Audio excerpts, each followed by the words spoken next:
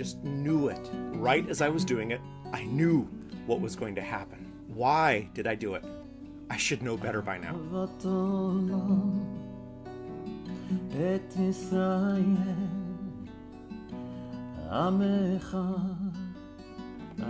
Welcome, Bruchim Abiyim. I'm Rabbi Paul, your virtual rabbi. You have found Beit Virtuali, and let's stir up some Torah together. Now, regarding the opening, unless we are suffering from some pathology, even these generalized version of these words should feel familiar. We are holy beings made up of head slaps and 20/20 hindsight and far too many regrets. We sit with a cup of morning something or other, and the pattern on a scrap of paper in the corner of our vision triggers a memory of that thing we still can't believe that we did. And then we wince, as if avoiding the onslaught of something that has already irrevocably moved from present to past. Yes, we did it. We can still feel it. Still, we should have known better. Worse, we probably did. Part of the problem is our generational rewiring of our understanding of intuition for the sake of expressing intuition in visual media. In a movie, when the protagonist knows that they're about to do something wrong, the still, small voice of the real person, how we would experience it, will communicate absolutely nothing to a watching audience, unless you are Edward James Olmos, and you can let a cameraman stay on a close-up on your silent face for 45 seconds while you communicate whole volumes of novels.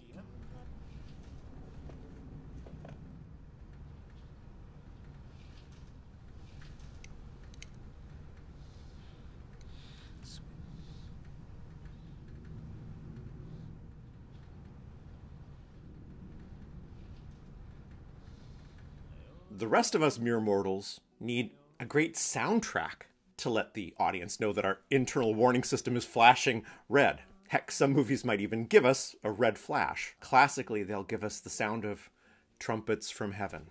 With enough repetition of this leaves us with an intuitive loss of, well, intuition. Even the Torah, in a way, resorts to these narrative shortcuts. Sure, CGI must have been in its infancy in the year 2000 BCE, but our ancestors had the same head-slapping moments, followed by years of wincing, that we do. Otherwise, they wouldn't be our ancestors. We can probably imagine that Jacob, for example, had the same range of emotions that we did. It's kind of logical. Including those after-the-fact sparks of consciousness, where a past deed rises through levels upon levels of cognitive suppression, to come out in a flood, finally, of, I did what? And as the Torah is not exactly well known for giving us a play-by-play of the inner emotional workings of its protagonists, we have to rely on the vocabulary that the Torah has chosen to give us. For example, this week we read, Then Jacob said, O God of my father Abraham and God of my father Isaac, O Eternal, who said to me, Return to your native land and I will deal bountifully with you. I am unworthy of all the kindness that you have so steadfastly shown your servant. With my staff alone I crossed this Jordan, and now I have become two camps. Deliver me, I pray, from the hand of my brother, from the hand of Esau. Else I fear he may come and strike me down, mothers and children alike. Yet you have said, I will deal bountifully with you and make your offspring as the sands of the sea, which are too numerous to count. A cynical look at this verse doesn't exactly move us in the direction of a deeper understanding of intuition and intuitive development. More likely, we are going to at least slightly roll our eyes at the rascal, at the trickster among our ancestors who seems a little ripe for a bit of karmic comeuppance. Of course he calls out to God in this moment. He is about to encounter a monster of his own making, and a red, hairy beast of a monster at that. Other than Moses, whose very prophetic nature, his central nature as a character in the Torah narrative, keeps him in a constant and unending dialogue with the Eternal, I believe that Torah, and the fact that it goes in the category of holy book, so we turn off our brain to what's actually being said sometimes, leaves us with unrealistic expectations about how communication has happened in the story behind the story in these narratives. But sometimes the way the story actually has been written, if we read it, gets us closer to the truth of who we are than we might want to really admit. This famous prayer in these past biblical verses that we just read comes at the beginning of Parashat Vayishlach, this week's Parsha, and it is also the very first time in Torah up to this point that Jacob has directly addressed the Eternal. There's plenty of indirect speech in the nature of, I know that the Eternal has blessed me, or is with me, that sort of variety of communication. And yes, in a dream, there is a single hineni, here I am. But out of the now decades of narrative that we have, starting at birth, moving through life in Rebekah and Isaac's tents, fleeing from his brother that does seek to murder him, or at least the text says he's plotting to do so. And then he journeys alone far to the north, after which he's repeatedly messed with by his father-in-law. These words, at this point, finally, as he's returning back to the place that he knew as home as a child, is the first time in the text that Jacob addresses the Eternal directly. And although we might roll our eyes at the convenient timing of this prayer, right before the meeting with a brother who, to Parshiot in the past, had been plotting to kill his brother for the sake of regaining face, or at least solace for his loss of face, we roll our eyes only at the risk of our reflections in the mirror rolling them right back at us. Although I don't believe in the there are no atheists in a foxhole fallacy, I do believe that there is a wordless call outside of us that universally comes in our moments of deepest despair. There's a painful example of this that I can give, but it is effective, and it comes from the concept of a messianic age rather than the more traditional concept of a personal Mashiach. And it's not for today, but for a different day that I will discuss all the different ideas of Mashiach in the past, including ideas of Messianic age. It's not something that was just invented. But the concept of Messianic age is generally accepted within liberal Judaism as how we understand Mashiach instead of a personal Messiah. And that's great, and it's beautiful, and it follows along with Franz Kafka's dictum, Mashiach will come one day after Mashiach is no longer needed, meaning it is our job to heal the world. But, a word I'm trying to use less and less, but how many of us would not have, from the most terrifying of hells that we humans have created for other humans, such as those from the midst of the Holocaust, have not in that moment called out for the most personal and tangible Mashiach, Messiah, that we could imagine at such a time? It's easy to have high ideals and high ideas when the existential risks that face us today are nowhere near what they have been for our ancestors. Regardless of what Channel 6 and If It Bleeds, It Leads tries to communicate with us on a daily basis, Jacob was about to face a frightening man whom Jacob had wronged, had hurt, and who the text clearly states intended to kill Jacob. And in a dream earlier, Jacob had heard the voice of the Eternal saying, I'm going to make you a great nation. Most of us with a promise of the Eternal in our back pocket are going to play that card when we're up against such a true existential danger. This might not sound like the most elevated of spirituality, but it's a terribly honest one. It is only in our most cynical moments that we choose not to see our inner Jacobs, where we separate our gained and earned wisdom from the ways that we have gained and earned that wisdom. Just as wisdom is now dawning on Jacob, not because he's been contemplating, but because he's come face to face with it. In this moment of prayer, it seems clear that the acts of a much younger Jacob, as he stole his brother's blessing and birthright, have left the suppressed unconsciousness of years gone by and distance in the narrative, and have arrived in full regalia to his consciousness. The realization seems obvious, but it's not. Can any of us, in this moment, think of someone who perhaps years ago wronged us, that should now, after all these years of contemplation of realization, absolutely have come to understand what they've done, and yet have never come forward to admit what they've done or ask forgiveness? What? All of us? Exactly. And hopefully not forgetting, as we contemplate that for everyone we are in therapy because of, there's someone in therapy because of us. Never contemplate all the wrongs directed towards us if we are not simultaneously contemplating our capacity to wrong others. But the ubiquity of this truth shows us that as obvious as Jacob's calling out to the Eternal may seem, these moments of realization, even at the prodding of fear and real danger, remain the exception rather than the rule in human behavior. Perhaps we mock Jacob at the exact same time that we are actively ourselves blocking the memory of someone that we have terribly wronged. This moment of realization is the key to understanding the rationality of intuition. Still, as we step back and try to figure out why it is today that we do not have the intuitive sense that we would wish to have, we need to still, again, wrestle with the media-implanted expectation of the proverbial trumpet. The great spiritual teacher Carolyn Mace expresses this truth of expecting a trumpet from heaven in nearly every book or lecture that she has ever written or given, with words something like, if you hear a trumpet from heaven, then it means that something is functioning incorrectly. God, or she would probably say the gods, work subtly and humbly. The very nature of visual media that require the expression of a trumpet in order to communicate a divine message have created the expectation of a trumpet. The actual truth of intuition is best expressed in how I began this entire video. I just knew it. Because we did know it. There truly is nothing magical about intuition. Even that which appears mystical in someone that has a highly developed sense of intuition is just that, developed.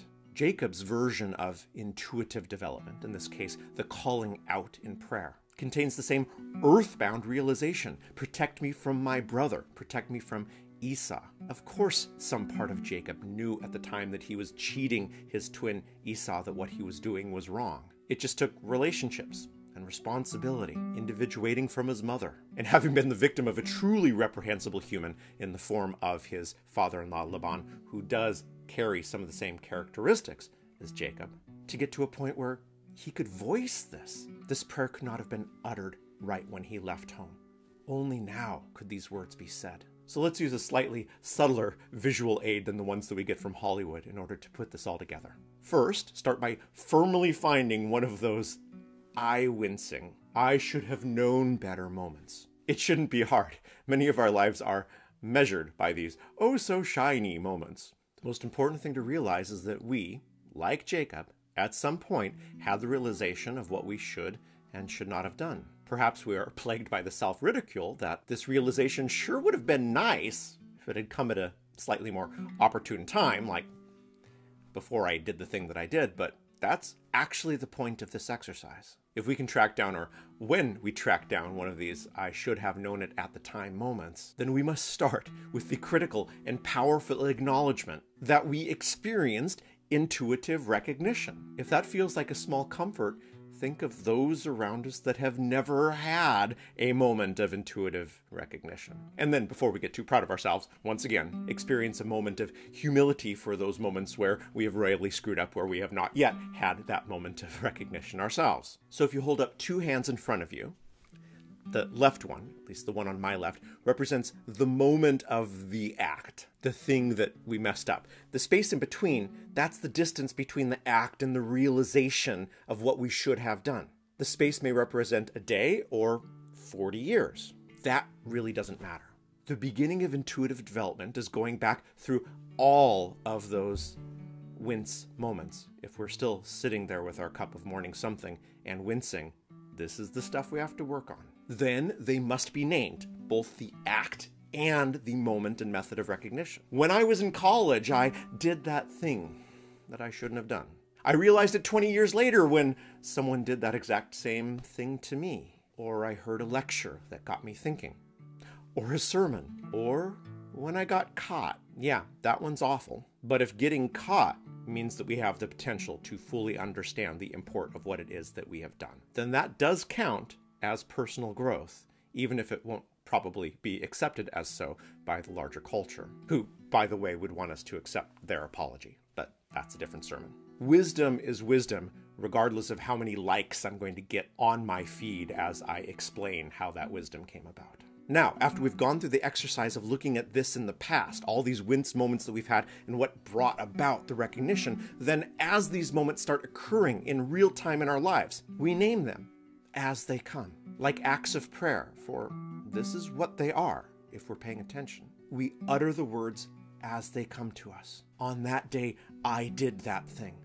Now, I understand, because of this, what I did. Not justification, not excuses, just clear statement and expression of what happened and what I've done, and then when and how I recognized that. Now, hold up the left and the right hand again and notice that the distance between the moments of the act and the moments of the realization start getting closer and closer until eventually at some point they join. They coincide. We are able to state in the moment of the act and recognize in the moment what we're doing. And then the thing that appears like magic, we understand it 1 second before we do it. And then 10, and and then a minute, and an hour, and then before we get into the car, before we enter that house, or that building, or that job, or that relationship, or that moment of anger, or that moment where we choose to tear someone down rather than lift someone up. Intuition, not magical at all. The question, the repetitive question to come back every year that comes out of actively engaging in this process of intuition is not the obvious one. The obvious one should as well be asked and practiced, and that is checking with ourselves to see if we've gone back and made amends, if we've made teshuvah for all of the people that we hurt in our wincing moments that we have now come to understand so much better. At this point, I'm going to say this should go without saying, even though it really does not go without saying. Otherwise, we would not have Yom Kippur every year. No, the actual question, the actual iterative question is, what are we doing about our prayer life? Not quite as out of left field as it seems. Let me rephrase this differently. Under which of the two following scenarios are we more likely to become aware of a moment that results in a head slap and where some well-developed intuition might have come in handy? A, during daily prayer and or meditation, where we unplug for a bit, or B, while doom scrolling at 3 a.m. through our TikTok or Instagram feeds. Exactly. And in what I think qualifies as irony, that well-developed intuition will actually warn us before we begin to doom scroll at 3 in the morning.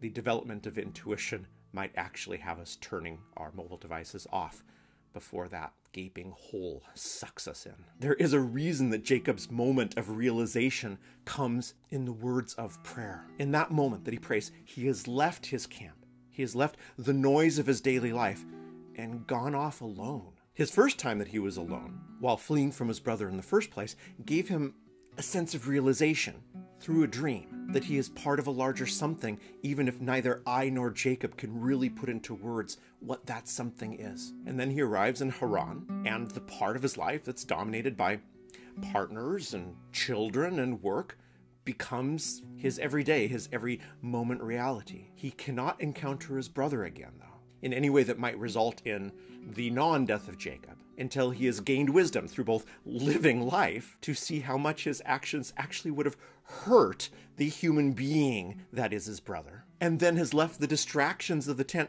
for long enough to put this all together, and maybe to slap his head, and maybe to wince. An active prayer life, no matter how we want to describe that prayer life, is the predicate for developing intuition in any way. Not because you are satisfying a vengeful deity that will smite you if you don't abase yourself 3 times a day, but because as humans, our natural state is to avoid our own thoughts at all costs. I personally happen to think that Jewish prayer contains within it the wisdom, the form, the art to make this obvious. But not everyone will have that same feeling, and not everyone who's watching these videos engages in Jewish prayer, or what would be considered traditional prayer at all. And I'm not talking about that. I'm talking about the moment where we force ourselves out of distraction and into dialogue. For me, that might be putting on a tallis, laying tefillin, and saying very traditional words. For others, it's the equivalent ritual in a different religious tradition. For others, it's the dialogue that one enters in when they step out on the mountain trail, put their trumpet, their flute,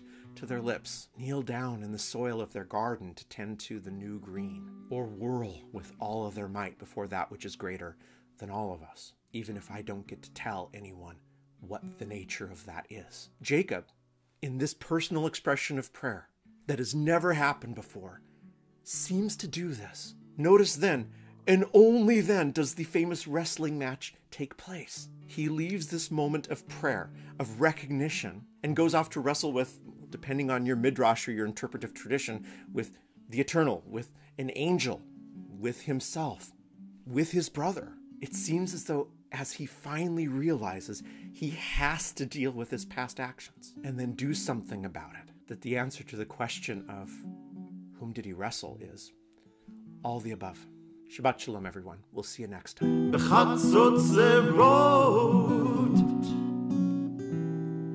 וקול שופר